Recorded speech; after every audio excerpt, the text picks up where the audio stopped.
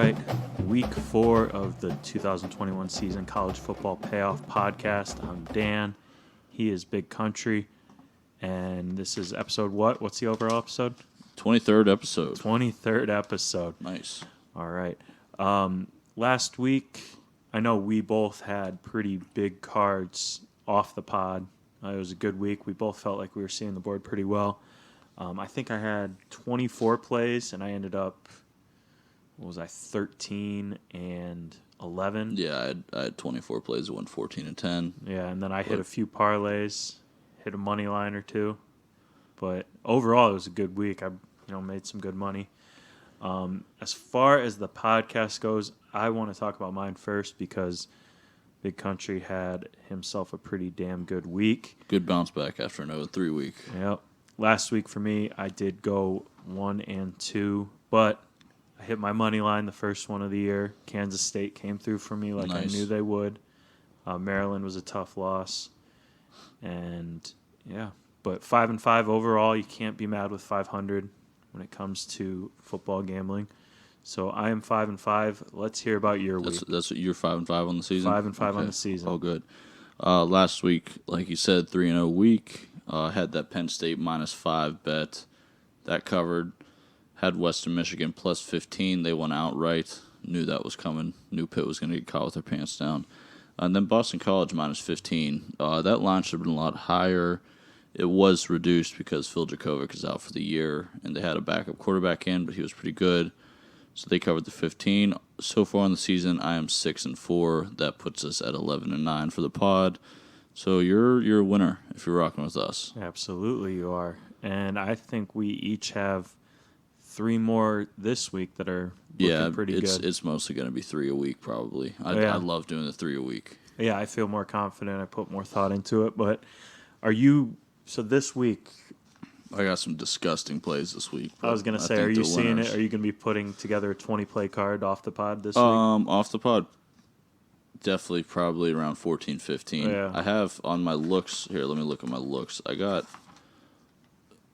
24 written down again. Yeah. For just looks and leans, but that'll probably be reduced down. So. Yeah. Well, I got 3 this week, and like I said, I've been looking at about 20 off the pod, so it's going to be another fun-filled week for me.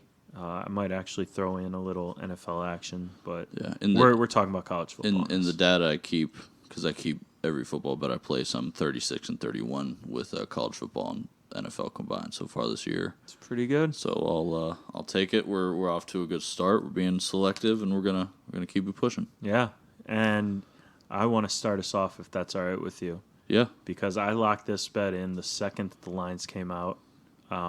So I got it at a little bit higher than what it is now, but with the number I saw today, I am still confident in this one.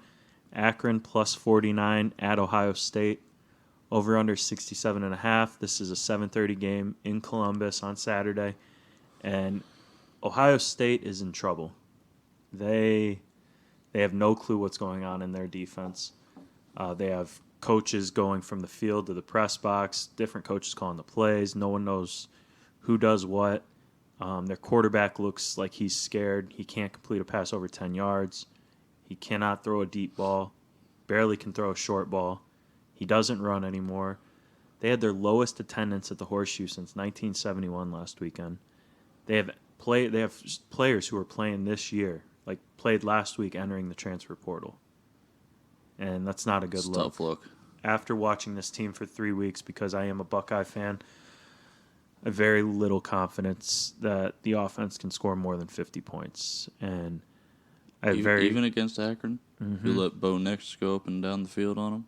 Yeah, because what happened last week? It was who was it last week? Tulsa. Yeah, Tulsa's not a good team. no, And they torched us, and I'm going to get into that a little bit more. But after watching it for 3 weeks, I just do not have confidence in their offense because they have one guy right now, and that's Travion Henderson. True freshman. And he went off for 200-something yards, and they still couldn't score more than, 35, 40 points? Yeah.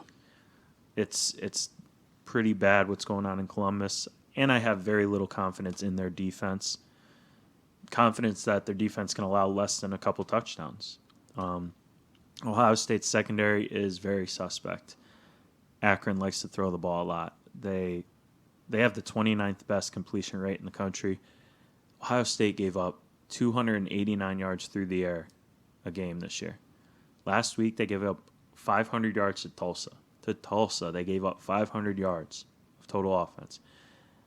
And they only got 508 on the other side of the ball. So Tulsa almost outworked them on offense. Tulsa had more first downs, more time of possession, 300 more yards through the air. Tulsa was also able to convert 9 out of 17 third down conversions against the Buckeyes. So what I'm doing here is I'm not basing this pick on Akron's ability to score or stop scoring teams. All I'm doing is going off of what Ohio State has given us the past 3 weeks, seeing how the defense is played, how Stroud is playing, and I haven't seen any indication that they're going to go to McCord yet. Stroud's dealing. He said something about a bum shoulder last week, saying he was a little injured and a little knocked up. Who knows if we see Stroud the whole game? Who knows if they bring in McCord? Who knows what kind of quarterback we're going to see this week? Wait, they're not going to play Jack Miller? No. They're going to put McCord in? Before Miller, yeah. Dang, I didn't know that. Yep. And I don't expect the Buckeyes to be able to score more than 50 points with when the are we current getting offense. Quinn Ewers? Next year.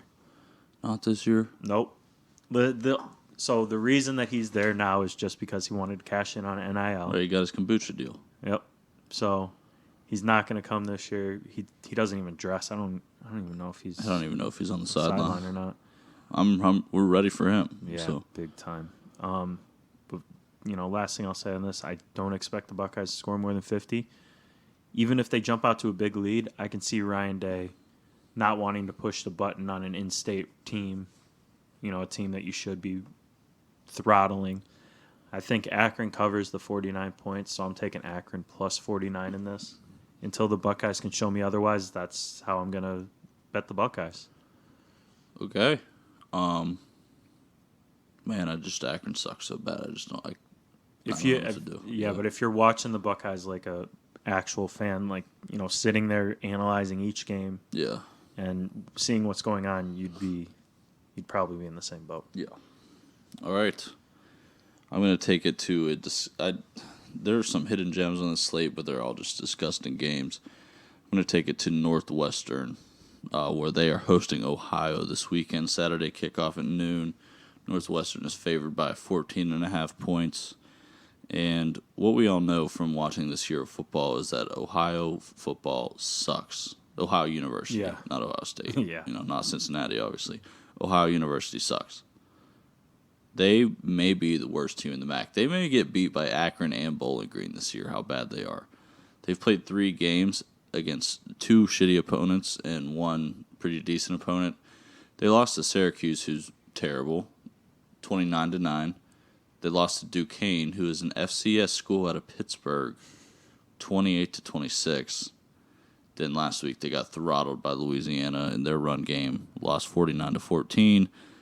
I did have Louisiana minus 19.5 there, so I'll take that easy win.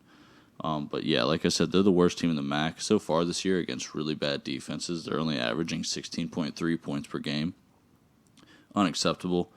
Their leading passer is a turnover machine, and they really don't have a run game at all. On top of that, they're allowing 253.7 rushing yards per game. That is absolutely ridiculous. Along with that, Ohio only has a 30% third down percentage, third down conversion percentage. So I don't know. Yeah, it's just struggles all over the field. And then we look at the other side of the ball. There's a clear advantage here in coaching.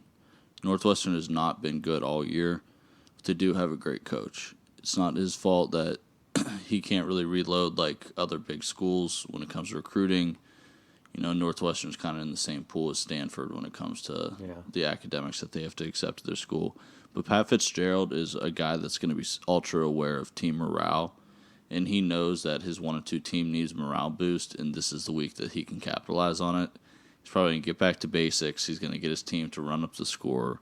He's going to scheme really well against a really bad defense. And on top of that, it's a home game. So I know Ohio, after losing to that FCS school 2 weeks ago in Duquesne, probably gave up on the season. Pat Fitzgerald's not going to let his guys give up. Evan Hall, who is their leading rusher right now, he's averaging 6.4 yards a carry, which is actually pretty good. I expect him to go off against a defense that allows almost 254 yards rushing per game. And then Hunter Johnson, he's had an okay year.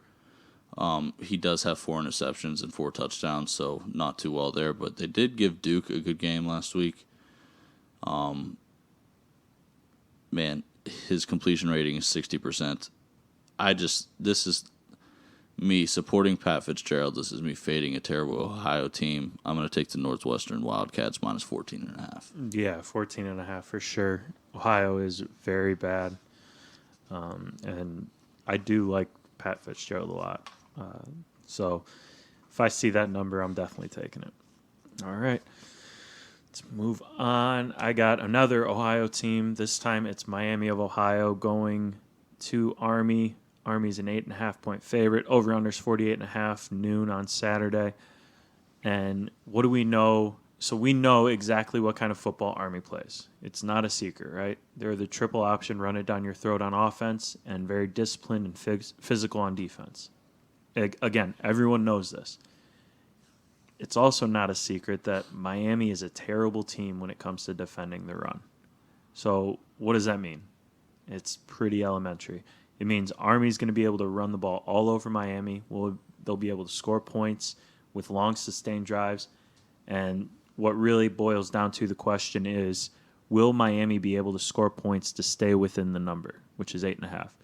The answer right here is no, and this is why. Army's defense is ranked in the top 30 in the country, and Miami's not exactly an offensive juggernaut. In fact, the best part of Miami's offense would be their run game, which is 65th in the country, but Army 13th against against the run.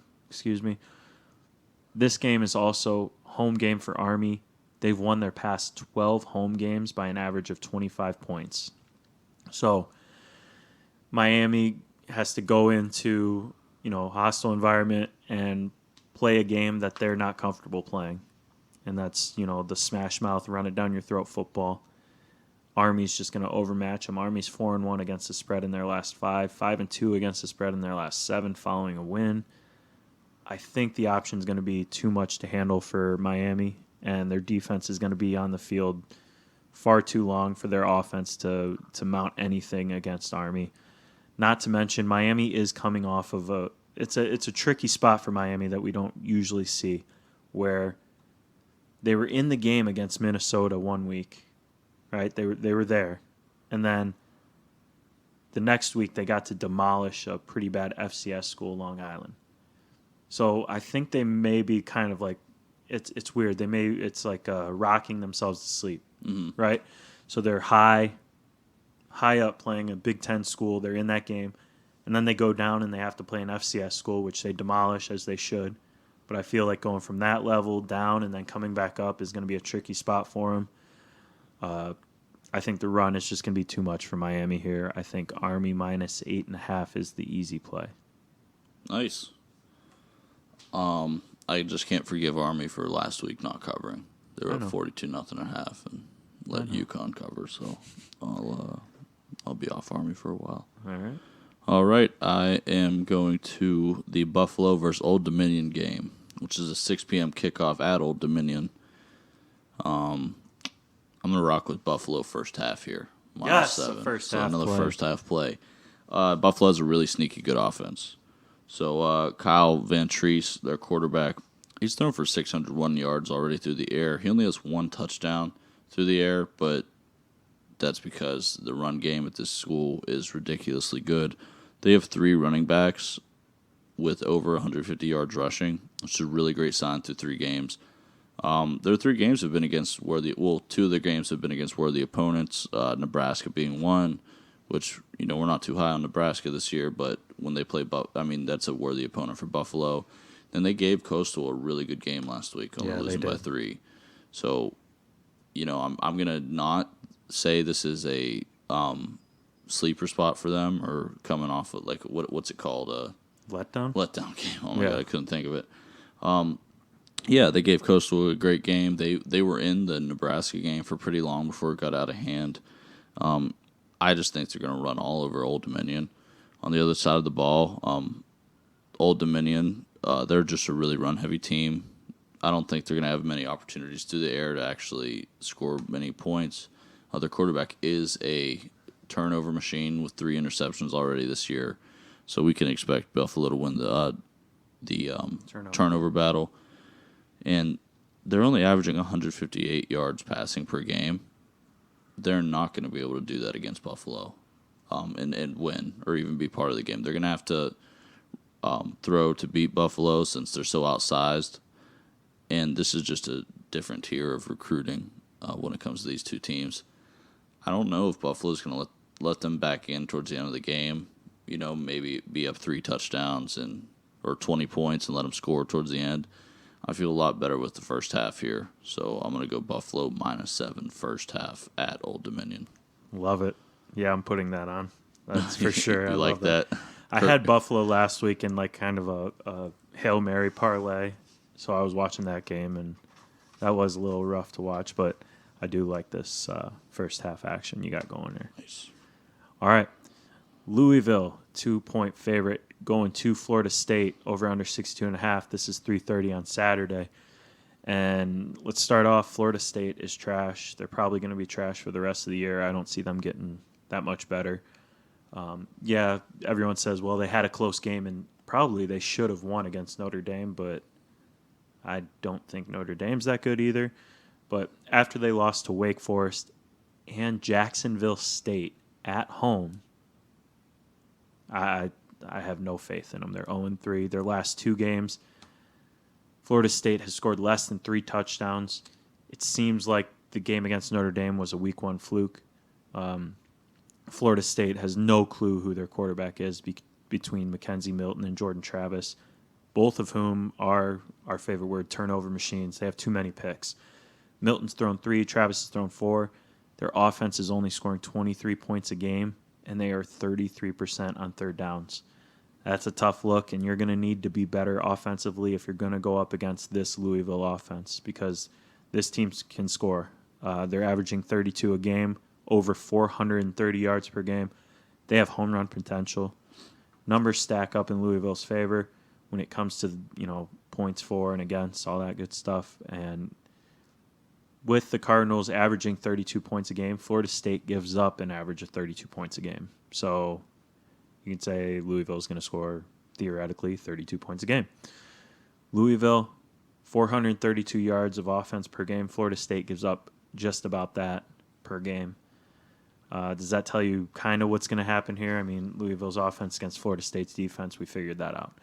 On the other side of the ball, Florida State's offense scores 23 a game. Louisville's defense gives up around 27.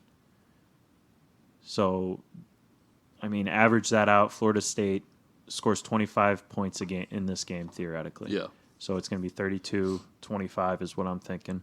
Louisville's defense allows 406 yards a game. Florida State only gets 360 yards of offense a game. Advantage is going to be to Louisville. Louisville is playing some good ball. Coming off of last week's massive win against UCF at home. Florida State's also one of the worst against the spread teams as of late. 4 of 11 against the spread in their last 15. 1 of 6 in their last 7. Florida State went back to the drawing board after losing to Wake. Louisville is better than Wake Forest. I expect it to be at least a touchdown win for Louisville. I'm going Louisville -2. Nice. All right. For my last pick, I found this one buried in the card on Saturday. It's an 8 p.m. kickoff, and it's going to be the game concerning Troy and the University of Louisiana Monroe. Okay. Over under 50, and we're going to go under with this. We're going to start with ULM. Probably the worst offense in the country. Worse than Akron, worse than Ohio, worse than any MAC school, worse than any bottom of the Sun Belt school. They are terrible. They're averaging 11 points per game, and this isn't against top-tier opponents. This is against Jackson State, Arkansas State, who allows about 600 yards a game of offense, and Kentucky. 11 points per game, not great. And if we go back to the Arkansas State game, Arkansas State is a defense that is terrible. They gave up 52 points to an atrocious Washington offense last week. ULM only scored 15 points against them, against the third strings. On the offensive side of the ball, they're only averaging 168.5 yards a game. Only 55 yards rushing. Now, on the defensive side of the ball for them, they're giving up 425 yards a game. Also unacceptable. Like, this is just the worst team, one of the worst statistical teams I've ever seen in my life. This is a great fade spot for them. I give them a max, and I mean max score of 10 points. Okay. And that's going to be tough. Yeah. Because the Troy's defense only gives up 228 yards a game. And one of those games includes the Liberty team with Malik Willis, coached by Hugh Freeze. They held that high-power offense to only 21 points. Only lost to them 21-13. This might be a sneaky good team because I think Liberty's good. Yeah. I'm a Liberty fan. Yeah. They played them really well.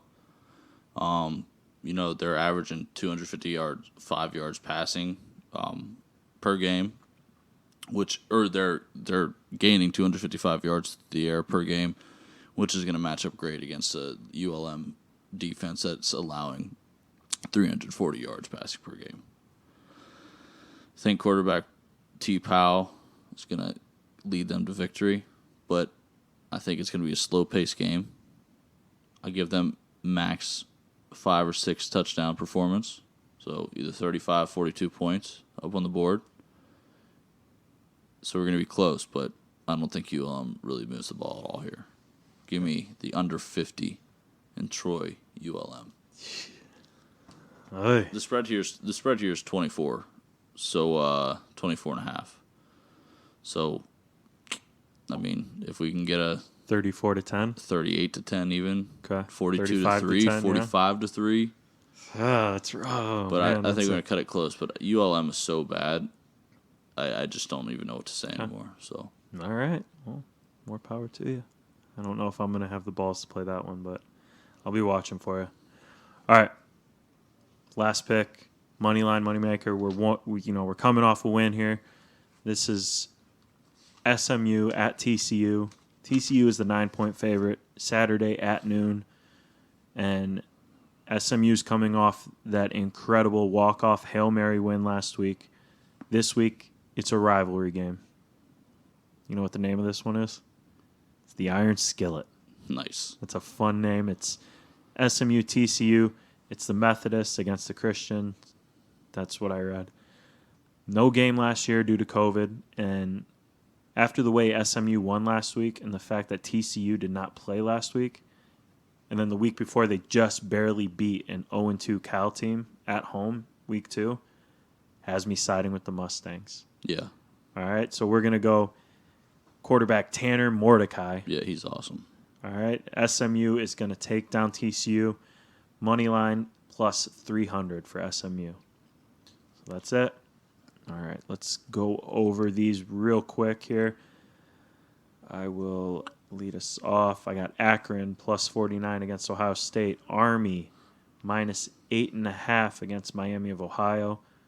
We got Louisville minus 2 against Florida State. And then moneyline moneymaker SMU plus 300 over TCU. What do you got?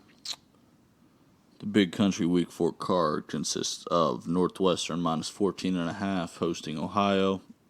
Buffalo first half minus 7 on the road at Old Dominion. In the Troy ULM under 50. There it is. Big Country's going for another 3-0 week. I'm looking to bounce back the winning week. I want to keep that money line going, but the podcast is positive. So make sure you follow us, like us, share us. Please share us. All right? Give them the socials for us. Twitter, you can find us at CF Payoff Pod. You can find me at Big Country Bets. You can find Dan at Accountant Bets. You can find us at College Football Payoff on any podcast streaming service. Anywhere. Literally anywhere. think of a podcast spot, we're there. Weezer. Weezer. We're gonna throw one out every week. That's Weezer. That's this week.